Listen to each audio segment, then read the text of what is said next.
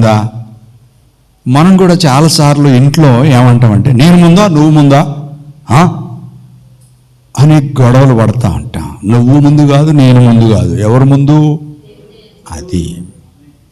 అది కుటుంబంలో ఎప్పుడైనా నువ్వా నేనా అని వాదన వస్తే, ఇద్దరు కలిసి దేవుని దగ్గరికి వస్తే ఆ వాదన ముగింపుకు వస్తుంది. దేవుణ్ణి ముందు పెట్టుకుంటే వాదన ఉండదు. కాబట్టి గుడ్డు ముందు కాదు, కోడి ముందు కాదు, చెట్టు ముందు కాదు, విత్తనం ముందు కాదు, నువ్వు ముందు కాదు, నేను ముందు కాదు, ఎవరు ముందు కాదు, అందరికి ముందు ఆదియందు దేవుడు భూమి ఆకాశములను సృజించెను. తర్వాత ఆయన ఆదికాండం ఇక రోజొకటి సృష్టిస్తూ వచ్చాడు.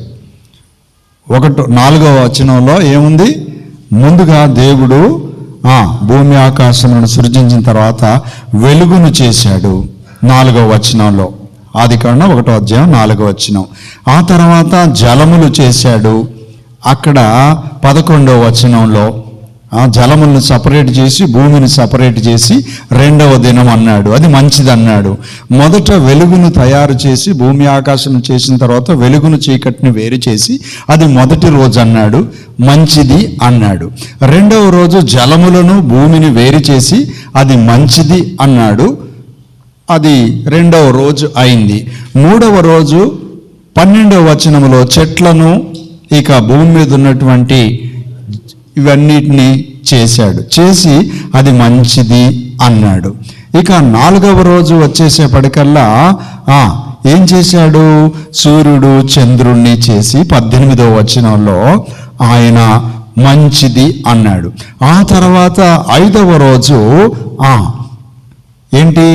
జలచరములు పక్షులు అన్నీ చేసేసి 21వ వచనంలో అది మంచిది అన్నాడు. తర్వాత 25వ వచనంలో ఏం చేశాడు?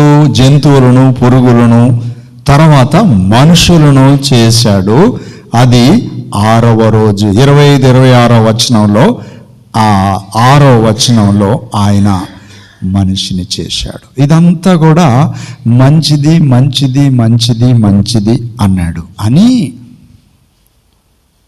మనిషిని చేసినాక చాలా మంచిది అన్నాడు. కాబట్టి మనుషులమైన మనం, కుటుంబాలుగా ఉండే మనం మంచివారిగా ఉండాలి అంటే, చాలా మంచిగా ఉండాలంటే దేవునితో సంబంధం తప్పకుండా ఉండాలి. దేవుడు లేకపోతే, ఇప్పుడే విన్నాం కదా సాక్ష్యాలు, బాధ వచ్చినప్పుడు దేవుడు గుర్తొస్తాడు. ఆ బాధను వేరే వాళ్ళకి చెప్పినా కూడా తీరదు. దేవుడు బాగు చేస్తాడని నమ్మకం కలిగితే తీరిపోతుంది. తప్పకుండా దేవుడు బాగు చేస్తాడు. ఎందుకంటే ఆయన మొదటివాడు. ఆయన అన్నిటినీ మంచిగా చేశాడు, మనిషి అన్నిటినీ పాడు చేశాడు. కాబట్టి దేవుడు చేసిన తర్వాత వాళ్ళిద్దరికీ స్త్రీని గాను పురుషుని గాను చేశారు. వాళ్ళు వేరువేరుగా ఉంటే ఇక అట్లనే ఉన్నారని వాళ్ళతో 27, 28వ వచనంలో వాళ్ళని ఫలించి అభివృద్ధి పొందమన్నాడు. కాబట్టి ఫలించాలంటే అమ్మ నాన్న, స్త్రీ పురుషులు కలవాలి. అది మంచిది, అభివృద్ధికి సూచన. అమ్మ నాన్న కలవకుండా మనం ఎవరూ లేము. ఎవడైనా అలాగంటే అది తప్పు, అది అబద్ధం. కాబట్టి అమ్మా నాన్న కలవడం ఎంత ముఖ్యమో, అమ్మా నాన్న కలిసి సంతోషంగా జీవించడం కూడా అంతే ముఖ్యం. ఇది మర్చిపోతారు. ఖాళీ శారీరకంగా కలుసుకుంటారు, పిల్లల్ని కంటారు, రోజు పోట్లాడుకుంటూ ఉంటారు. పశువుల కంటే అన్యాయం అయిపోయాయి ఈ దినాల్లో, కుటుంబాలు పాడైపోయాయి. కారణం ఒకటే, దేవుడు లేకపోవడం. ఏ ఇంట్లోనైతే దేవుడు ఉండడో, దేవుని భయం ఉండదో, వాళ్ళు పాడైపోతారు. కాబట్టి దేవుడు మంచిది, చాలా మంచిదని కుటుంబాన్ని దీవించి ఆశీర్వదించాడు. కాబట్టి అక్కడ దేవుడు అద్భుతమైన కొన్ని మాటలు చెప్పాడు. ఏమిటి అంటే ఆయన చెబుతున్నటువంటి అద్భుతమైనటువంటి మాటలను మనం చూడగలిగితే ప్రభు అంటున్నటువంటి అమూల్యమైనటువంటి విషయాల్లో మనం గమనించాల్సిన విషయం ఏంటంటే ఆది కాండంలో ఆయన అంటాడు, దేవుణ్ణి ఏదోను వనంలో మీరు ఫలించి అభివృద్ధి పొందండి, భూమిని నిండించండి. 28వ వచనంలో ఏమంటాడంటే అభివృద్ధి పొంది విస్తరించండి, భూమిని నిండించండి, దానిని లోబర్చుకొనుడి, సముద్రపు చేపలను, ఆకాశ పక్షులను, భూమి మీద ప్రాకు ప్రతి జీవిని ఏలుడని దేవుడు వారితో చెప్పెను. ఏంటి?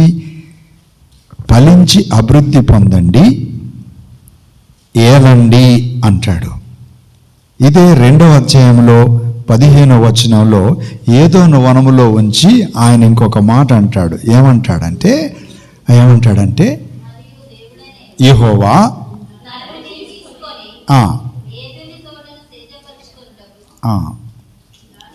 కాచుటకును అక్కడ ఉంచెను. భూమి మీద మన ఎందుకు ఉంచాడు తెలుసా? సేద్యం చేయటం అంటే ఏంటంటే చేనులో కలుపు ఉంటే కలుపు తీయటం సేద్యం చేయడం. చేనులో పంట పండితే గడ్డి రాకుండా దాన్ని తొలగించి నిజమైన ధాన్యాన్ని కట్టలు కట్టి ధాన్యాన్ని సేద్యం చేసి కొట్లల్లో పోయడం సేద్యం అంటే బాగు చేయడం అని అర్థం. మీ కుటుంబాన్ని మీరు ఇంతవరకు ఎంత బాగు చేశారు? మీ అందరికి ఒక ప్రశ్న. చిన్నపిల్లలు, యవనస్తులు, పురుషులు, స్త్రీలు, పెద్దలు అందరికి కూడా మీ ఇల్లు ఏదోను వనం లాంటిది. దానిని సేద్యపరచుటకు, కాచుటకు ఆ ఇంట్లో దేవుడు మన్నుంచాడు. ఆదియందు దేవుడు భూమి ఆకాశమును చేసి ఆకాశం క్రింద కావలసినవి మనకు అన్నీ చేసినాక 6వ దినం మన్ని చేశాడు. మనకున్నవన్నీ మనం సంపాదించుకుంటే వచ్చినాయి అని మనం అనుకుంటాం, కానీ దేవుడు ముందుగానే మన కొరకు చేశాడు. అందుకే యోహాను సువార్త నేను చెప్పాను కదా, 1వ అధ్యాయం 3వ వచనంలో సమస్తము ఆయన మూలముగా కలిగెను, కలిగినదేదియో ఆయన లేకుండా కలగలేదు. నువ్వు కట్టుకున్న చీరే, నువ్వు తొడుక్కున్న షర్టు, నీ కళ్ళకున్న అద్దాలు, నీ కాళ్ళకు వేసుకునే చెప్పులు, నీవు కట్టుకున్న ఇల్లు, నీవు రోజు తింటున్నటువంటి భోజనం, సంపాదిస్తున్న సంపాదన, పీలుస్తున్న గాలి, త్రాగుతున్న నీరు, అనుభవిస్తున్న భూమి మీద ప్రతి ఈవి దేవుడు ఉచితంగా మనకి ఇచ్చారు. కేవలం నీ కుటుంబాన్ని ఫలించి అభివృద్ధి పొంది ఆశీర్వదించాలని దేవుడు ఇచ్చాడు. నింగి నేల గాలి వెలుతురు, నిత్యము వెలిగే సూర్య చంద్రులు, మన కొరకై సృజించినాడు, మనలనెంతో దీవించినాడు. అవునా కాదా? కరోనా టైంలో ఆక్సిజన్ కాసేపు లేకపోతే అలా అలా అలా కొట్టుకొని చచ్చిపోయిన వారిని చాలామంది నేను చూశాను. నేనున్న సంఘంలో కొంతమంది చనిపోయారు. చూస్తుంటే కొట్టుకొని ఆక్సిజన్ అందక సరిపోక అలా కొట్టుకొని చచ్చిపోయిన వారిని అలా తీసుకెళ్ళి పాతిపెట్టి వచ్చాను. నా ప్రభు ఎంత గొప్పవాడో! ఆయన మనలో పోసిన జీవం, ఆయన ఇచ్చిన ఊపిరి. కాబట్టి మిమ్మల్ని అందరిని బ్రతిమలాడుతున్నా, దేవుని దాసునిగా, దేవుడు లేకుండా మనకి ఏదీ లేదు. గాలి రోజు కొనుక్కోవాలంటే ఎంత అవుద్దో నీకు తెలుసా? నీ దగ్గర ఉన్న డబ్బులు ఏవి చాలవు.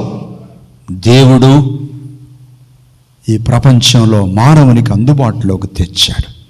ఈనాడు అందరు సెల్ ఫోన్ వాడుతున్నారు కదా, ఉట్టిగానే సెల్ ఫోను పనిచేయడంలే, గాలిలో సిగ్నల్స్ పెట్టాడు. ఎక్కడో దూరంగా ఉన్న వ్యక్తి మాట్లాడుతుంటే అది సిగ్నల్ రూపంలో సెల్ ఫోన్లో ఉన్నటువంటి ఆ యొక్క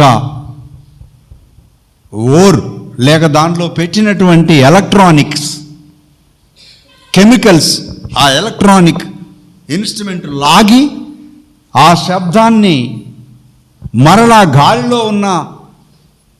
గాలిలో ఉన్న శబ్దాన్ని శబ్ద రూపానికి మార్చి మళ్ళా మన చెవికి వినిపించడానికి దేవుడు గాలి ద్వారా, అమెరికాలో ఉంటే ఇక్కడ ఫోటో చూస్తావు, ఒట్టిగానే జరగదు అది దేవుని గొప్పతనం. అర్థమైందా? దేవుడు ఎంత గొప్పవాడో. రైట్, ఇప్పుడు కుటుంబం గురించి మాట్లాడుతున్నాం కదా. దేవుడి గొప్పతనం మీకు అర్థం కావాలి. మొట్టమొదట ఏ కుటుంబమైనా మర్చిపోని విషయం ఒకటి గుర్తుపెట్టుకోవాలి. ఏంటంటే నీ కుటుంబం దేవుని చేత కట్టబడింది.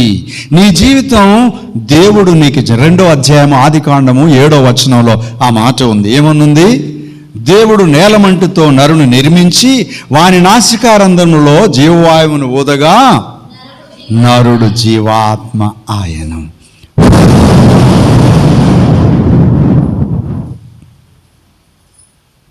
ఆ ఫ్యాన్ గాలి వినబడుతుందా మీకు?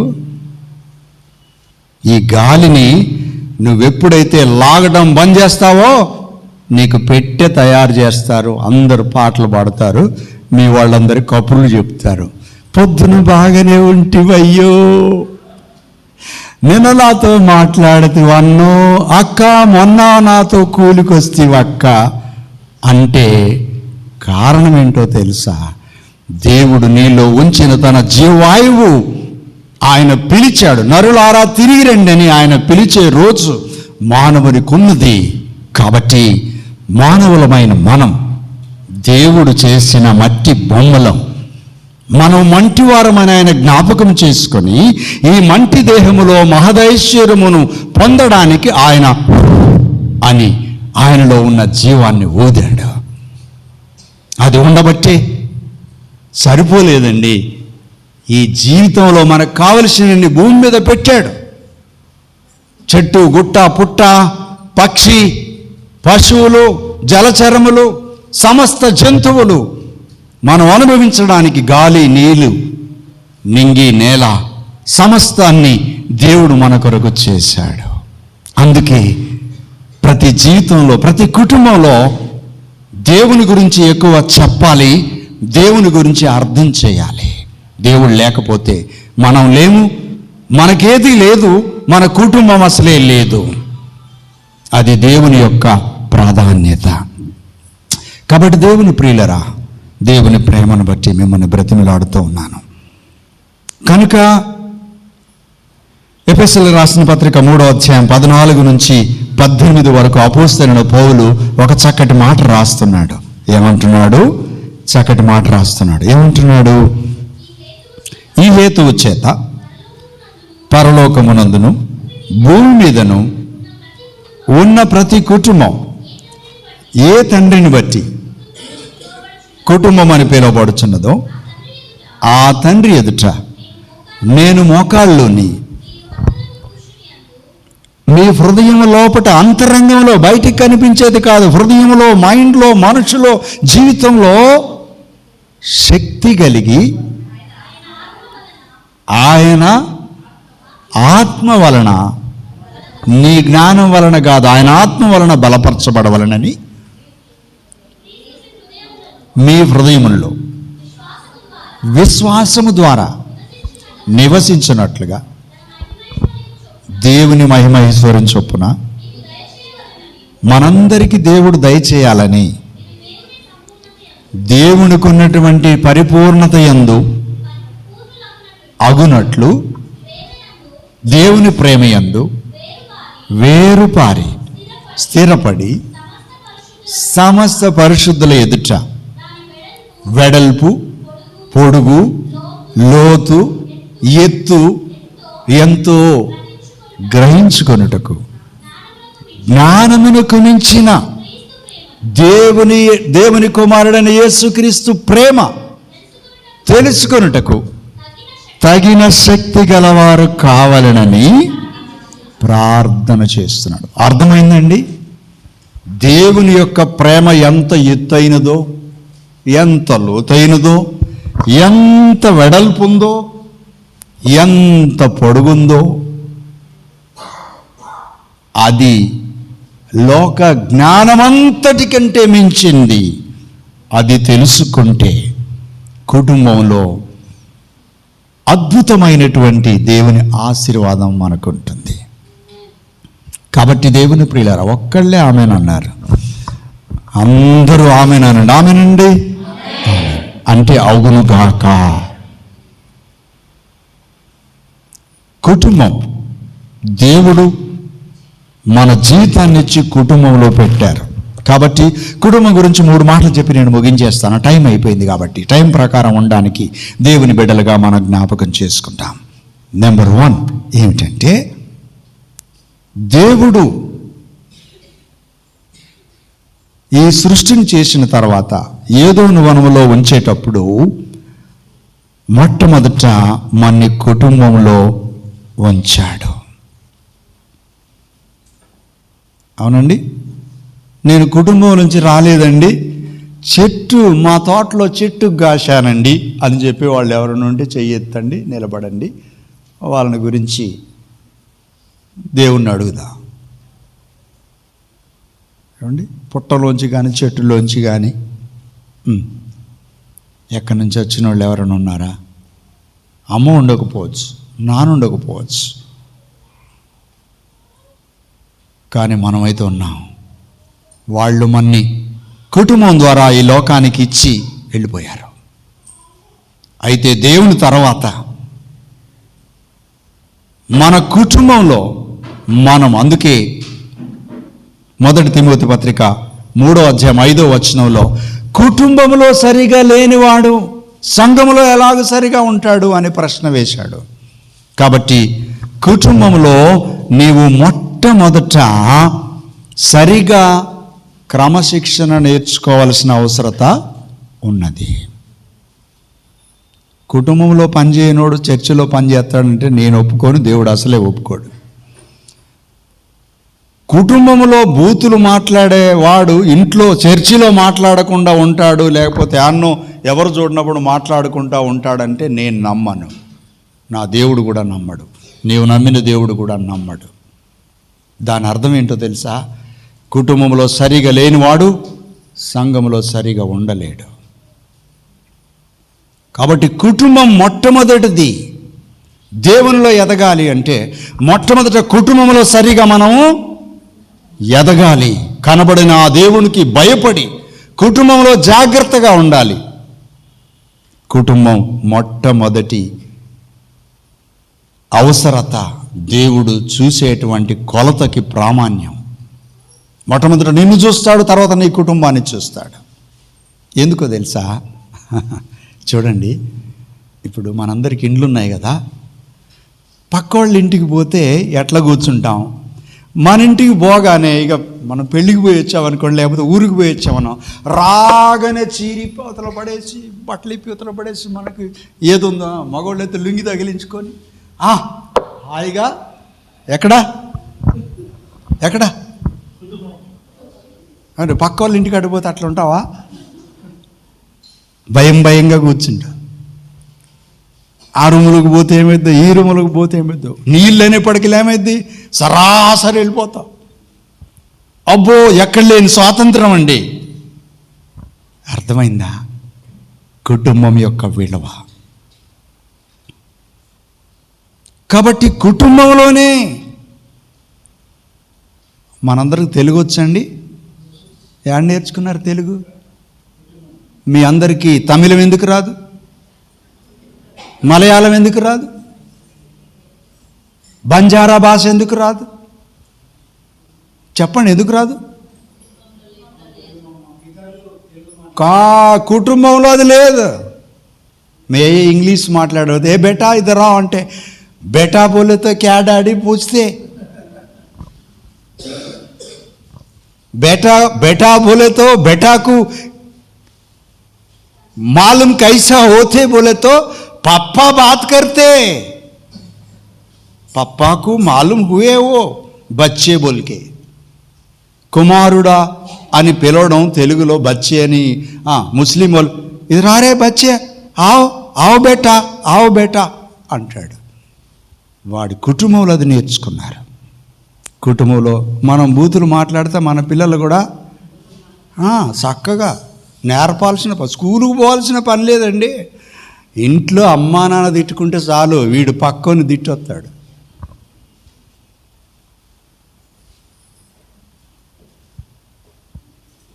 కాబట్టి తల్లిదండ్రులు జాగ్రత్త. మా పిల్లలకి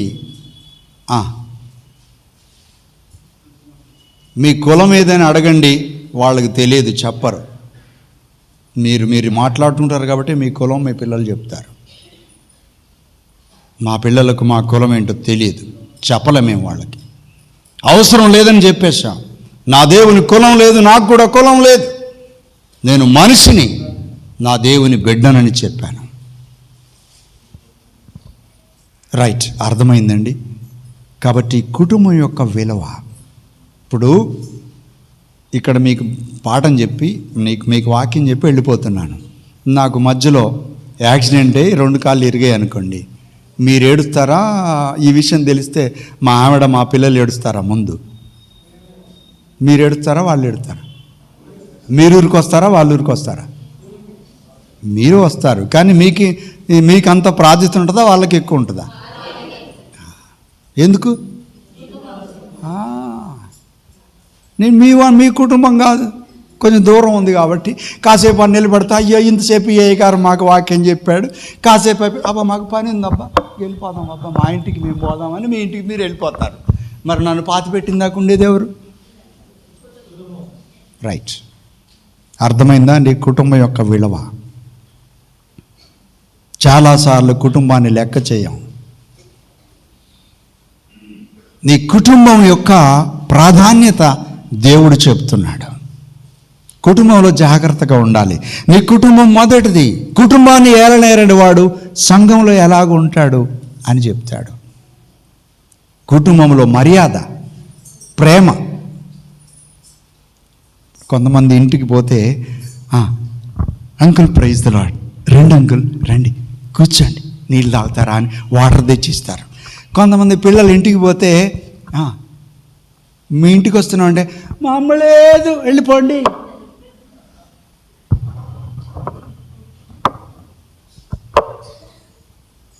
రండి అంకుల్ కూర్చోండి అన్నాళ్ళు. ఎందుకన్నారు? ఎందుకన్నాండి? భలే కలుక్కున్నారు మీరు, చాలా మంచివాళ్ళు.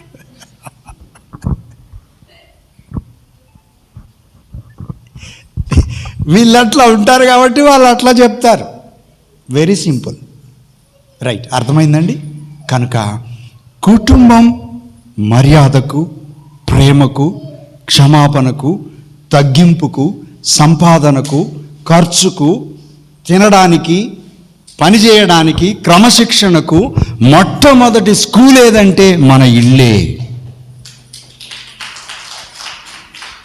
కాబట్టి ఇంట్లో దైవత్వాన్ని మొట్టమొదట మీ బిడ్డలకు నేర్పించండి. సో దేవుడు భాష, మంచి మాటలు, మంచి ఆలోచన విధానం కూడా ఇంట్లో నుంచి వస్తుంది. మొదటి స్కూల్ తల్లి వడి అని చెప్తారు. అమ్మ పాలించుకుంటూ ఏ మాటలు మాట్లాడుతో అది మన హృదయంలో ఉంటుందంట. అందరం ఆవు పాలు తాగిన వాళ్ళం కదండి. ఒకళ్ళ అమ్మ చచ్చిపోతే ఆవు పాలు తాగుతాం, గేదె పాలు తాగుతాం, కానీ జన్మనిచ్చింది మాత్రం అమ్మే కదా. కాబట్టి అమ్మని నాన్నని ఎవరు తక్కువగా మాట్లాడబాకండి ఇక్కడున్న పిల్లలు.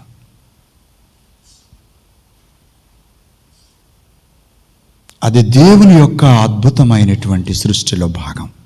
రైట్, కాబట్టి రెండవది సిద్ధపాటు.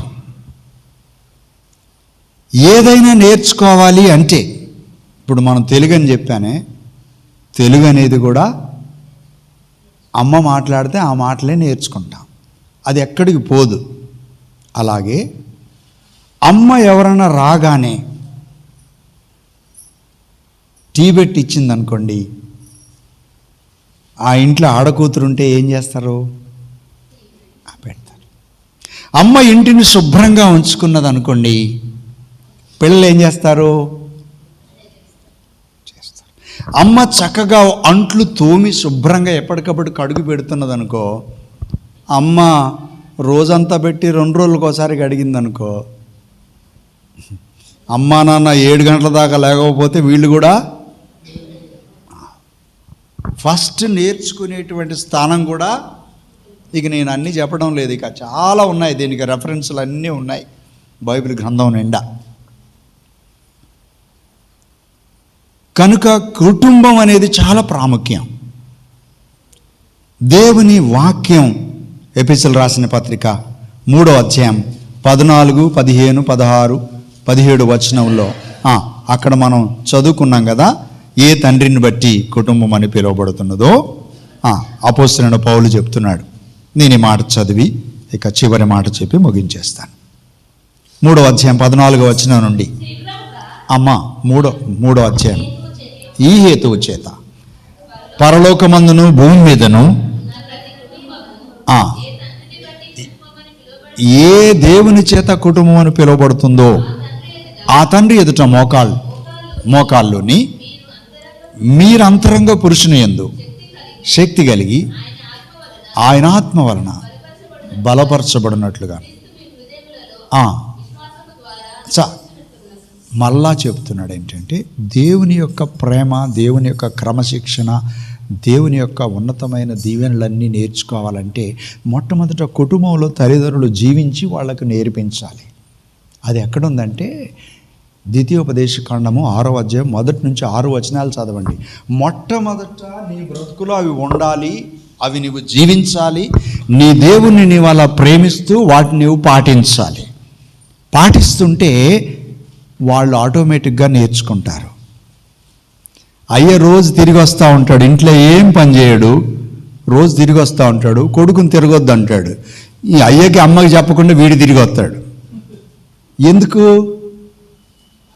అయ్య చెప్పకుండా తిరుగుతున్నాడని నేర్చుకోవాల్సిన టైం ఈయనే కదా, ఇల్లే కదా. మా అయ్య మా అమ్మకి చెప్పలేదు, నేను కూడా మా అమ్మకి మా అయ్యకి ఇద్దరు చెప్పకుండా మా అయ్య ఒక్క బజార్ తిరిగి వస్తే నేను 2 అవసరమైతే 3వ బజారు కూడా తిరిగి వస్తా అంటాడు.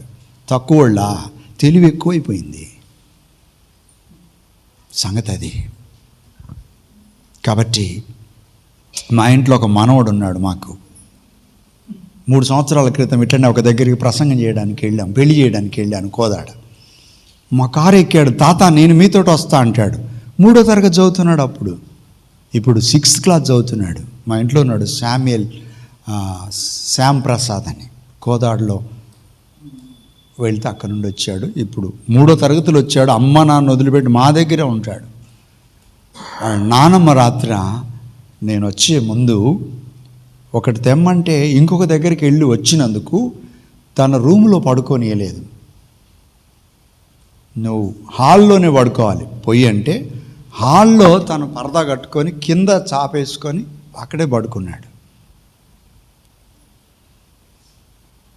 మా దగ్గరికి వచ్చినప్పుడు అన్నం తింటే ప్లేట్ అంతా అన్నం మెతుకులే ఉండేది.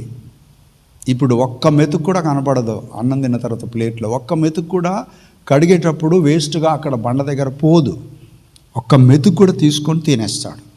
ఆ మెతుక్కున్న విలువేంటో మేము నేర్పించాం. మేము చెప్పలేదు, మేము తింటుంటే చూస్తాడు. ఆయన ఇస్తారు, తింటే మేము ఎక్కడికన్నా పోయినాక కడిగినట్టే ఉంటుంది. మళ్ళీ ఇంకొకళ్ళు పెట్టుకొని తినొచ్చు. ఎక్కడ నేర్చుకున్నారంటే దేవుడి దగ్గర కుటుంబంగా, దేవుని కుటుంబంగా నేర్చుకున్నాం. మొట్టమొదట అంతియొకయలో శిష్యులు క్రైస్తవులు అనబడ్డారు అని రాశాడు బైబిల్లో. అంటే క్రైస్తవులు అంటే శిష్యులు. శిష్యులు అంటే ఇంగ్లీష్లో డిసైపుల్స్ అంటే డిసిప్లైన్డ్ పీపుల్, అంటే క్రమశిక్షణ కలిగిన వారు. యేసయ్య ఎలాగూ జీవించాడో అలాగూ జీవించిన వారిని శిష్యులు అన్నారు, వారిని క్రైస్తవులు అన్నారు. ఇవాళ రేపు ఎట్లుందంటే దావీదు అని పేరు పెట్టుకుంటే క్రైస్తవుడు. బైబిల్ అట్లా లేదు. బైబిల్ అలా చెప్పలే. బైబిల్ ఏముందో తెలుసా? యేసయ్య మాట ప్రకారం బ్రతికినోడే క్రైస్తవుడు. అందుకే మత్తయి సువార్తలు అంటాడు, ప్రభువా ప్రభువా నన్ను పిలుచు ప్రతివాడు పరలోక రాజ్యం చేరడు కానీ పరలోకమందున నా తండ్రి చిత్త ప్రకారము చేయువాడే. అది సంగతి. అంటే ఎవరు క్రైస్తవులు? దేవుడు చెప్పినట్టు చేసే కుటుంబాలే క్రైస్తవులు. పేరు పెట్టుకొని గుడికి వచ్చిన వాళ్ళందరూ కాదని నేను అనడం లేదు. అలా అవడానికి ప్రయత్నం చేయండి, లేకపోతే మీరు పరలోక రాజ్యం చేరరు. కాబట్టి కుటుంబాలను నేను మరలా బ్రతిమిలాడుతున్నాను. కుటుంబం దేవుడు ఈ సమాజానికి ఒక పునాది రాయిగా, ప్రపంచానికే మాదిరిగా చేశాడు. ఒక కుటుంబం ద్వారా ప్రపంచం నేర్చుకోవడానికి చేశాడు. మనం మొట్టమొదటి నేర్చుకునేటిది ఎక్కడ అంటే ఇంట్లోనే. కాబట్టి కుటుంబం చాలా జాగ్రత్తగా ఉండాలి. ఇక చివరికి ఏంటంటే, మనం మంచి నాయకత్వం నేర్చుకోవాలన్నా, మంచి దీవెనలు పొందాలన్నా కుటుంబంలో నేర్చుకోవాలి. కాబట్టి దేవుని ప్రియులరా, దేవుని బిడ్డలుగా మనము 127వ 28వ కీర్తనలో మనం చదువుతాం కదా, ఇల్లు కట్టువాడు ఇంటిని కాపాడువాడు,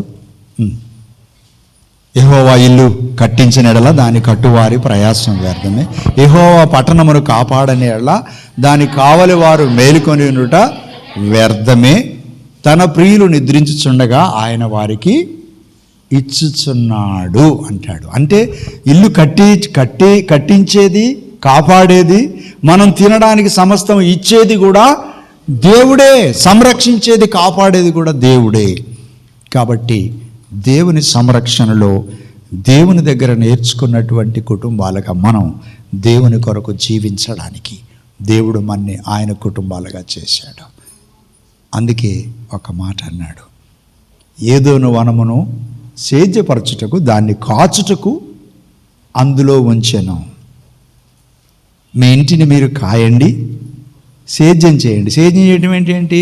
పనికి మాలినవన్నీ నాలో ఫలింపని ప్రతి తీగను ఆయన తీసి పారవేయను. ఎందుకనగా ఫలింపని ప్రతి తీగ పారవేస్తే ఉన్న తీగలు బహుగా ఫలించాలని, మీరు బహుగా ఫలించడం వలన నా తండ్రి మహిమ పొందుతాడని యోహాను సువార్త 15వ అధ్యాయంలో ఈ మాటలన్నీ చెబుతాడు. కాబట్టి సేద్యం చేయటం అంటే ఫలించనిది, వృధాగా ఉండదు, తీసి పారవేయటం. మరొకసారి మీ అందరికీ, దేవుని కుటుంబాలుగా వచ్చిన మీ అందరికీ, మనం దేవుని కుటుంబం, మన కుటుంబాలు మొట్టమొదట దేవుని కుటుంబంగా కాయాలి, సేద్యపరచాలి, ఏలాలి అన్నాడు. ఏలమంటే ఏం వెళ్తున్నారంటే ఒకరినొకరు ఏలుకోవడం అనమాట. అవ్వాదాములు, దేవుడు ఏం చేసావు ఆదాము ఎక్కడున్నావంటే ఏమంటాడు? దాక్కున్నాను. ఏమైంది అంటే బొషిమొళతో ఉన్నాను, దిశమొళతో ఉన్నాను, సిగ్గైంది, దాక్కున్నాను. ఎందుకు దాక్కున్నావు అంటే బట్టలు లేవు. ఏమైందిరా అంటే వద్దల పని చేశావంటే నేను చేశానా? నువ్వు ఇచ్చిన ఆమె పట్టుకొచ్చింది అన్నాడు. ఆమంటుంది నేనేమన్నా తిన్నానా? వాడెవడో నల్లోడు వచ్చాడు, వాడు చెప్పాడు అంటున్నాడు. ఇళ్ళల్లో దేవుని గురించి మరి మీరు సరి చేసుకోండి అంటే అట్లెట సరుతాం? వాళ్ళు బాగున్నారా, వీళ్ళు బాగున్నారా, నేను బాగుంటానికి మా వాళ్ళు ఎవరు బాగున్నారు? ఒకరి మీద ఒకరు నిందలు ఎక్కువ చేయాల్సిన అవసరం లేదు. దేవుడు అడిగినప్పుడు ఆదాము తప్పించుకున్నాడు, అవ్వ తప్పించుకున్నది, చివరికి అందరూ తప్పించుకున్నారు. ఈనాడు కూడా మనుషులు తప్పు చేసి తప్పును తప్పించుకోవడం నేర్చుకునే బలహీనత ఎక్కువైపోయింది.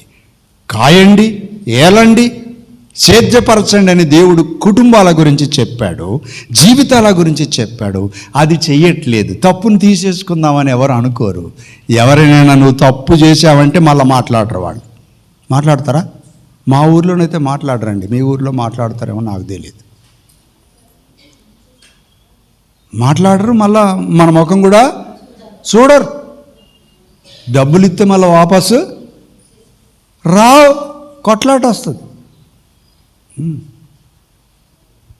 కాబట్టి కుటుంబాలు స్వచ్ఛందంగా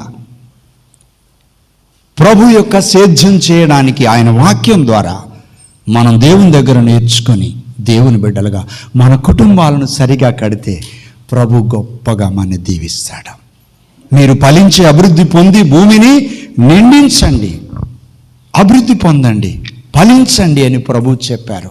కనుక దేవుని ప్రేమను బట్టి మనందరి కుటుంబాలు ఫలించి అభివృద్ధి పొందడం దేవునికి ఎంతో ఇష్టం. ఇష్టం అన్నవాళ్ళు కష్టం ఉన్నా కూడా ఈ రోజు నుంచి మా ఇంటిని సేద్యపరుస్తాం, దేవుని మహిమార్థమై కట్టుకుంటాం. నా వ్యక్తిగత జీవితాన్ని యవన బిడ్డగా, చిన్న బిడ్డగా, స్త్రీగా, పురుషులుగా కడతా ఉన్నవారు ఒక్కసారి ఆమేనని చెప్పండి. ఎంత మంచోళ్ళు, దేవుడు ఎంత గొప్పవాడు. కాబట్టి మరలా దేవుని చిత్తమైతే ఎప్పుడైనా మీతో కలిసి ఆనందించడానికి దేవుడు ఇలాంటి సమయం ఇచ్చి, దైవజనులు అమ్మగారు ప్రేమించి ఒకవేళ మళ్ళా మీతో ఉండే అవకాశం దేవుడు అనుగ్రహిస్తే మీ అందరితో ఉండడానికి దేవుడు తన కృపను సమృద్ధిగా దయచేయనుగాక. మీ అందరికీ వందనాలు.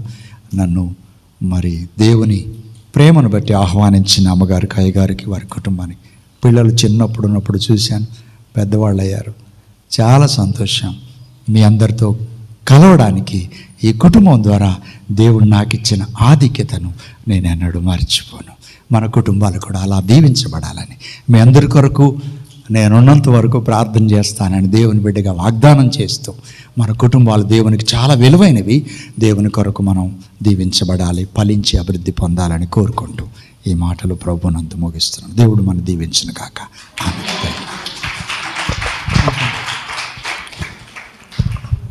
దేవుడు చక్కటి మాటలు అందించారు. మరి అయ్యగారి యొక్క సందేశం వినాలంటే మనకు ఒక రోజంతా ఫ్యామిలీ సెమినార్ పెట్టుకోవాలి. హల్లెలూయా.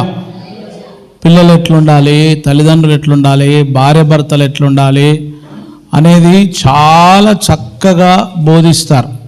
ఒకవేళ మనం ఒక సెమినార్ పెట్టుకుందాం అన్నోళ్ళు చేయి పైకి ఎత్తండి, పిలుద్దాం అన్నోళ్ళు చప్పట్లు కొడదాం, దేవుని మహింపడదాం. అన్న యొక్క కుటుంబాన్ని నేను చూసి సంతోషిస్తా. పెద్ద కుమారుడు డాక్టర్గా పనిచేస్తూ ఉన్నాడు. బీదర్లో, ఆయన బీహార్లో పనిచేస్తూ ఉన్నాడు. మిషన్ హాస్పిటల్లో పనిచేస్తూ ఉన్నాడు.